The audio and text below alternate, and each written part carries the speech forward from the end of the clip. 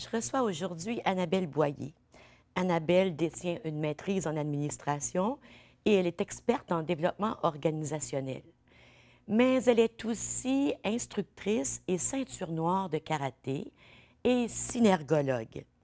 La synergologie, c'est la discipline qui nous permet de saisir ce qu'il y a dans la tête de quelqu'un en observant son langage corporel.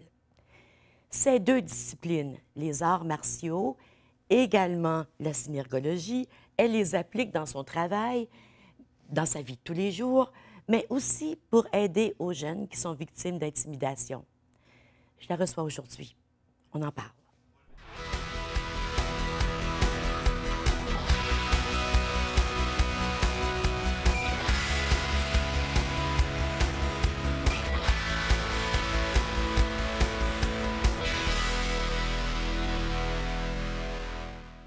Bonjour, bienvenue à l'émission. C'est un grand plaisir pour moi de recevoir Annabelle Boyer aujourd'hui. Et je dois vous avouer que je suis un petit peu intimidée. Bonjour, Annabelle. Bonjour. Merci d'être là. Hein? Intimidée par ta ceinture noire, mais je sais qu'ici, c'est pas dangereux. Là. Tu vas pas te servir de tes connaissances, malgré peut-être de tes connaissances des enseignements, des arts martiaux. Mais le fait que tu sois synergologue, ça peut être assez intimidant hein, Oui, pour les tout gens. à fait. Comment tu gères ça, là, cette rencontre avec les autres, puis tout de suite, tu sais, ah, comme moi, je me dis, elle m'observe. Elle sait que si je souris comme si je penche ma tête comme ça veut dire ça, comme ça veut dire ça, je regarde en haut, je regarde en bas. Tous nos gestes, tu les connais, Oui. tu sais ce que ça veut dire. Oui, mais il faut se rappeler aussi que quand on étudie la synergologie, c'est un programme de 3 ans. Donc, pendant 3 ans, on est avec un groupe d'étudiants et avec Philippe Turchet ou Christine Gagnon, et on se fait filmer et on analyse en groupe nos vidéos. Donc, on se fait analyser aussi nous-mêmes. Donc, ce que tu décris, le stress, qu'est-ce que les autres vont voir, qu'est-ce qu'ils vont comprendre, on le vit Vous nous-mêmes le pendant connaissez. 3 ans. Donc, on comprend ce que les gens vivent et, veut pas, on voit aussi si c'est un stress qui est plus de ça va-tu bien passer, est-ce que mon non-verbal est cohérent, ou si c'est plutôt un stress de j'ai quelque chose à cacher. Et à ce Oui. moment-là, ça, c'est un autre non-verbal. Et à ce moment-là, bien, on s'ajuste au stress de la personne. On va voir au cours de l'émission ce que ça signifie. On va voir quelques exemples de cette topologie, finalement, qui a été développée et puis qui est démontrée parce que c'est pas une science, c'est pas une activité ésotérique, là. Non. C'est une discipline scientifique. Tout à fait. Et on va voir aussi toute la question des arts martiaux, les enseignements des arts martiaux. J'aimerais commencer par toi. Oui. Tu viens des Hautes-Laurentides, tu as grandi à Mont-Laurier, je Oui, pense. tout à fait. Très belle région, dans la nature. Quelle sorte de petite fille étais-tu? Bien, Pour, en fait, aujourd'hui, être ceinture noire et synergologue? bien, il faut savoir que moi, je viens, comme vous l'avez dit, de Mont-Laurier. Et là-bas, bon, ma mère était journaliste, mon père a été professeur de français, latin, d'espagnol. Ensuite, directeur d'école, directeur de mon école au primaire, directeur d'école aussi au secondaire, directeur de la commission scolaire. Et mes 2 parents faisaient beaucoup de théâtre. Papa, avec des gens autour de lui, évidemment, avec maman, avait monté la troupe Montserrat. Plus tard, il y a eu la troupe Double Défi. Donc, le théâtre a toujours été très, très présent et l'écriture a toujours été très présente. Ma grand-mère maternelle aimait beaucoup le théâtre, aimait beaucoup la littérature. Donc, ça a toujours été très présent. J'étais au primaire, j'écrivais des pièces de théâtre qu'on a jouées devant Ouais. toute la classe. J'ai toujours Imagine. écrit beaucoup. Donc, c'est sûr que ça a été un univers pour moi très important. Le karaté est arrivé dans ma vie à l'âge de On dit le 13 ans. karaté, oui, c'est vrai. Le karaté est arrivé à l'âge de 13 ans parce que, évidemment, est arrivé le film Karate Kid que j'ai vu à la télé. J'ai adoré. J'ai aimé le principe, justement, de l'enfant un peu isolé qui doit apprendre à se défendre, mais dans un contexte de cheminement personnel, dans un contexte de respect, de loyauté. Et ça, pour moi, c'était important. Et justement, il y avait une école à Mont-Laurier avec Pierre Baudouin où justement, c'est ça qu'on nous enseignait. Et j'ai embarqué là-dedans très rapidement. C'est le côté cheminement personnel, discipline personnelle qui t'a le plus attiré? Oui, beaucoup. La Ah oui, notion hein? de respect du partenaire. Parce qu'en karaté Shotokan, on n'essaye pas de dominer l'autre. On essaye de dominer le combat, la situation, mais sans écraser l'autre. Oui. Et ça, pour moi, c'est important. Parce que dans le fond, ce que j'ai à faire, c'est moi me prouver à moi-même que je suis capable, moi être capable de gérer une situation sans pour autant écraser l'adversaire que j'ai devant moi. L'adversaire, c'est une personne, et si on est dans un contexte de réel combat, j'ai devant moi une personne qui est aux prises avec des difficultés pour qu'elle choisisse la violence comme moyen de défense. Donc, il faut que j'y aille aussi dans le respect de la personne qui est en avant de moi. Fait que pour moi, le karaté Shotokan me convenait tout à fait. Je trouve ça fascinant. Je trouve ça vraiment fascinant. Il y a dans ton livre, je dois vous dire qu'elle a écrit des livres qui sont publiés chez Béliveau Éditeur. Mais le premier, c'était pas chez Béliveau Éditeur. Non, Le c'est Lac chez des Loups, Percé. c'est chez... je connais pas la maison d'édition. C'est en France. Oh, chez Percé en France, Oui. OK. Alors, Le Lac des Loups, qui est celui-là, je ne l'ai pas lu. C'est une histoire de science-fiction. En fait, c'est une histoire, ça se passe pendant un camp d'entraînement de karaté. OK. Et il va y avoir 3 meurtres et il y a une intrigue policière à travers tout ça. Et Gabrielle va devoir mener une enquête avec un inspecteur de police qui est assez particulier. Puis finalement, elle va se rendre compte qu'il y a des gens qui ont des pouvoirs particuliers, qui ont des dons qu'on entend parler pour vrai. Les gens qui sont capables d'arrêter le sang, les Oui. gens qui sont capables de savoir à l'avance que quelqu'un va les appeler. Donc, des dons particuliers. Et c'est ça que Gabrielle va découvrir. Puis finalement, elle va découvrir certaines choses sur elle-même aussi. Et dans le livre que j'ai lu, le roman, j'en ai lu 2 tes livres, mais L'ange gardien du samouraï, c'est vraiment c'est une intrigue policière inspirée des 27 enseignements ancestraux. Et les 27 enseignements ancestraux, ce sont des enseignements qu'on peut attirer, on voit la couverture du livre ici. Ce sont des enseignements qu'on peut appliquer dans notre vie à tous les jours. Oui, tout à fait. C'est ça le but, hein, finalement. Oui, tout à fait. C'est des histoires.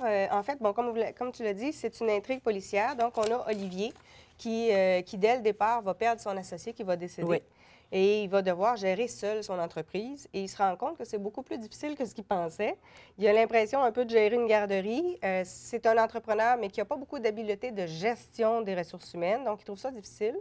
À travers ça, son couple bat de l'aile, ça ne marche pas pantoute. Mais il n'ose pas faire le changement. Il sait que ça ne marche pas, ça fait longtemps que ça ne marche pas, mais il ne sait pas quoi faire. Et il va faire la rencontre de Catherine. Catherine, qui est une karatéka, qui est une synergologue. Qui est comme toi. Qui est un peu comme moi, mais plus vieille. Plus vieille, mais toi dans le roman. Et... Mais disons que ce sont les connaissances oui. et les aptitudes que tu as développées oui. que tu mets au service du roman. Oui, tout à fait. Et Catherine va le faire cheminer graduellement. Puis il faut dire aussi que, comme je fais du coaching en entreprise, souvent les entrepreneurs, les gestionnaires ou les employés me racontent des histoires et je vais faire mon coaching en fonction de leur situation réelle. Donc, j'ai bâti mon roman en fonction d'histoires, d'anecdotes réelles que j'ai entendues, que j'ai vécues. Ah, c'est très... Oui, il y a plein de gens qui se reconnaissent quand ils ont l'impression que j'ai écrit le livre pour eux autres, alors que le livre a été écrit avant que je les rencontre, mais... Donc... Parce que souvent, les problématiques en milieu de travail sont très similaires tout à fait. d'un endroit à l'autre. Tout à fait. Donc, on peut se reconnaître. Je suis certaine que tout le monde, on peut se reconnaître là-dedans. Oui, oui. Puis évidemment, j'ai mis beaucoup de pistes de réflexion, beaucoup d'éléments, beaucoup de conseils que je donne réellement en coaching. Je pense entre autres à des amis qui ont eu des situations amoureuses particulièrement difficiles. Puis quand ils m'appelaient, puis ils me disaient qu'est-ce que je fais, puis mon premier réflexe c'était de dire respire. Respire. On commence par ça. Oui. Et Catherine nous dit souvent ça, respire. Là, relax. On est dans le pire. 3 jours, 3 semaines, 3 mois. Les 3 premiers jours, c'est infernal. Les 3 premières semaines, c'est vraiment pénible. Les 3 premiers mois sont difficiles, mais après, ça va aller mieux. Puis à chaque fois que quelqu'un m'arrive avec une peine d'amour, avec une perte d'emploi, 3 jours, 3 semaines, 3 mois. Et donc, je répète, dans le fond, là-dedans, ce que je dis pour vrai, mais j'ai ajouté des légendes de samouraïs parce que... Et là, on s'en va à la pause sur les légendes de samouraïs. Parfait. Parce qu'au retour, on va parler... c'est un beau livre, hein? Un beau livre qui se lit, c'est un livre de vacances, oui. mais en même temps, c'est un livre qui nous inspire. Oui. Restez avec nous, on vient tout de suite.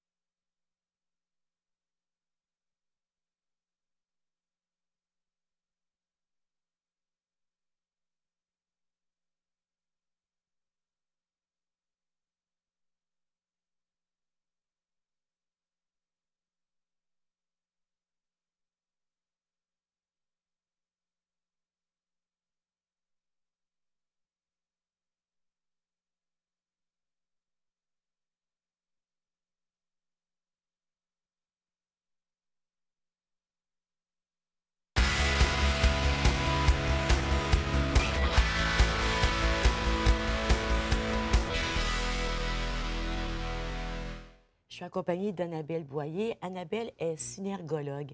La synergologie, c'est la discipline qui vient saisir ce qu'on a dans la tête en regardant notre langage corporel. On n'a pas commencé à en parler beaucoup encore, on va en parler. Elle est aussi ceinture noire et instructrice de karaté Shotokan, c'est ça, hein? Et qu'est-ce que ça veut dire, karaté Shotokan? Qu'est-ce que Shotokan veut dire? En fait, le style Shotokan, c'est un des 4 styles traditionnels qui existent à travers le monde. Il y a plusieurs styles dérivés, mais il y en a 4 de base. Et le Shotokan, c'est le plus répandu à travers le monde. OK. Mais puis il y a 27 enseignements ancestraux qui sont à la base du karaté. Mais ces 27 enseignements sont fondés sur 5 grandes règles. Oui. C'est quoi ces 5 grandes règles-là, avant d'aller parler des samouraïs? En fait, c'est ce qu'on appelle en karaté le dojokun. Le dojokun, ce sont les 5 règles de base que l'on doit appliquer, que l'on doit connaître et que l'on doit s'assurer de respecter en tant que karatéka. Et souvent, dans les dojos, on va les réciter en japonais pour justement bien les apprendre. Puis d'ailleurs, personnellement, quand il y a des situations qui sont plus difficiles, il y a des gens qui, par exemple, vont réciter des mantras. Moi, je vais réciter le dojokun en japonais. OK. Donc, je vais racler mes feuilles, je vais réciter le dojokun en japonais parce que ça rappelle les règles de base. Des règles de base qui disent, par exemple, que l'on doit voir à la perfection de son caractère. Donc, on doit toujours continuer de s'améliorer, de cheminer. On doit respecter les autres. On doit donner le 100 de soi-même. On doit être honnête envers chacun. Et la dernière, s'il y a une situation violente, bien, à ce moment-là, on doit la maîtriser, mais il faut les éviter le plus possible. Donc, OK. c'est des règles qui sont de base et sur lesquelles j'ai fondé, évidemment, le livre L'Ange gardien du samouraï, mais aussi le Lac des loups. Mais ce sont des règles de base que j'applique dans mon quotidien. Dans ta vie. Tout à fait. Oui. Et donc, si on regarde n'importe quel cheminement spirituel, c'est ce qu'on apprend. Tout à fait. Tout à fait. Il y a dans le livre, dans le roman, Catherine, ou parfois Sophie, Oui. raconte des histoires de samouraïs. Oui. Un samouraï, c'est quelqu'un qui a atteint la perfection de son caractère. C'est quoi un samouraï? Un samouraï, à la base, c'était un guerrier, évidemment, qui vient du Japon, mais pour devenir samouraï, il en existe encore au Japon. Pour devenir samouraï, évidemment, il faut se soumettre à un entraînement physique intense, très, très, très intense. Les gens qui sont allés, j'ai des amis qui sont allés au Japon et qui sont allés voir les samouraïs en entraînement. Eux-mêmes étaient des karatékas et ils ont été très impressionnés par l'intensité de l'entraînement. C'est des gens qui arrivent par une préparation physique, mais aussi une préparation psychologique à maîtriser leurs émotions, à maîtriser leur peur, leur gêne, leur colère, leur tristesse, pour être capable de focaliser leur attention sur le but qui est à atteindre. Donc, évidemment, ça implique un cheminement personnel incroyable parce que être capable de faire abstraction de ses émotions, puis faire abstraction, ça ne veut pas dire de les nier. Non. Ça veut dire d'apprendre à les gérer, à les verbaliser, à les exprimer, à passer par-dessus pour en ressortir plus fort et avancer encore. Parce qu'un bon samouraï, s'il n'apprend pas à gérer ses émotions, il va être distrait dans son combat et il va perdre.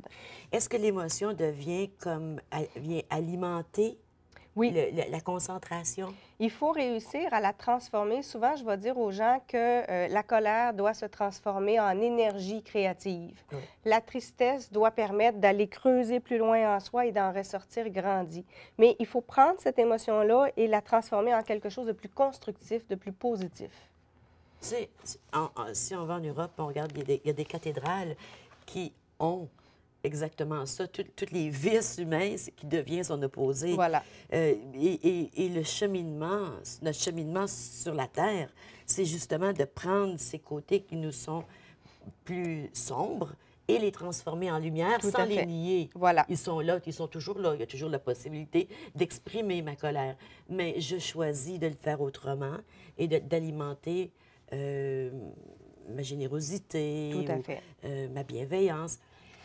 Donc, c'est un livre très intéressant. Le livre est conçu de façon à ce que je cherche une petite histoire de samouraï. Il y en a tellement des belles. Pourquoi je viens de passer à travers? Il me semble qu'il y en a tellement. Et puis, j'en trouve pas. Tiens. Le livre est conçu de façon à ce que les petites histoires sont vraiment bien isolées dans le texte. Ils sont en italique, c'est pas le même format. Et elles sont toutes tellement intéressantes et nous apprennent quelque chose de nous-mêmes. Laquelle est la plus populaire? Je dirais que dans les plus populaires, il y a celle de la planche à clous. Puis c'est drôle parce qu'elle, je l'ai utilisée avec mes enfants. Il y a évidemment celle de l'œuf, de la carotte et du thé qui revient souvent, celle du samouraï qui avait 3 fils. Ça